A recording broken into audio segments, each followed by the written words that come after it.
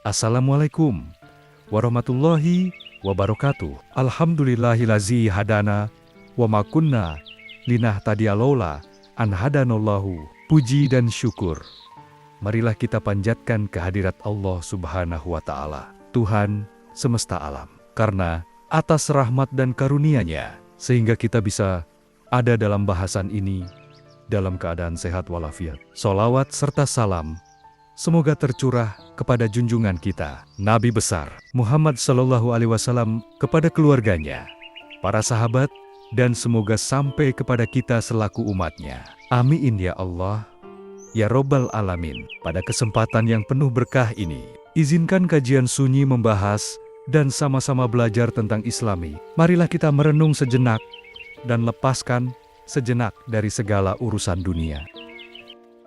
Pada kesempatan kali ini, kajian sunyi akan membahas bab salat. Salat adalah tiang agama. Maka, barang siapa yang mendirikannya, berarti ia telah menegakkan agama. Dan barang siapa yang meninggalkannya, berarti ia telah meruntuhkan agama. Hadis riwayat Baihaqi. Makna daripada salat ialah mencegah dari perbuatan keji dan munkar.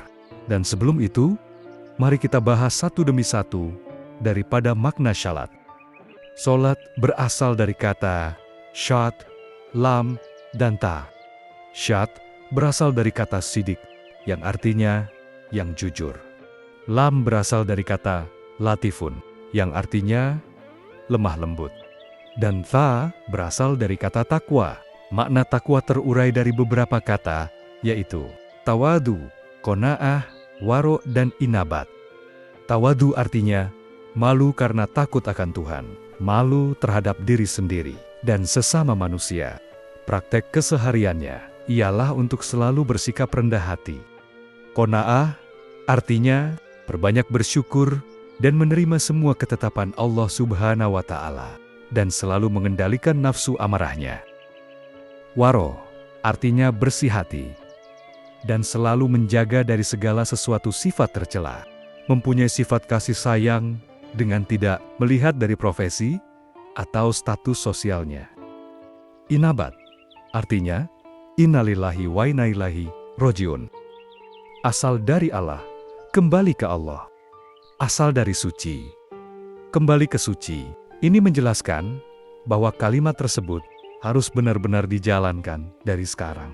Ketika hari ini kita merasa berbelok dari jalan kebenaran, maka sejatinya kita harus ingat dan sadar akan hal itu, dan kembali ke jalan yang diridhoi Allah. Dari uraian makna salat tersebut, membuktikan bahwa sesungguhnya salat itu bertujuan untuk membentuk akhlak yang baik.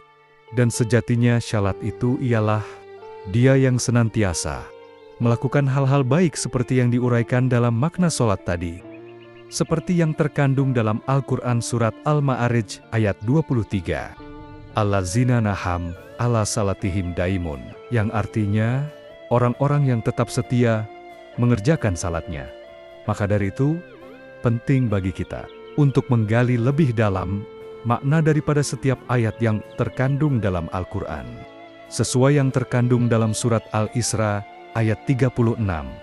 Wala takfu ma laisa laka bihi innas sama wal basara wal fuada kulu ulaaika ka'ana anhu masula'a, yang artinya, dan janganlah kamu mengikuti sesuatu yang tidak kamu ketahui, karena pendengaran, penglihatan, dan hati nurani, semua itu akan diminta pertanggungjawabannya.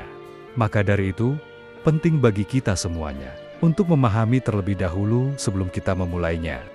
Karena akan terasa lebih indah jika kita melakukan sesuatu apabila kita sudah memahaminya. Wallahu a'lam bishawab.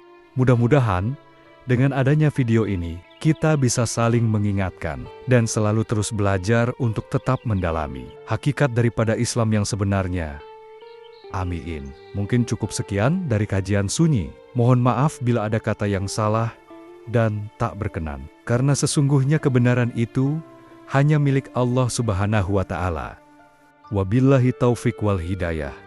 Wassalamualaikum warahmatullahi wabarakatuh.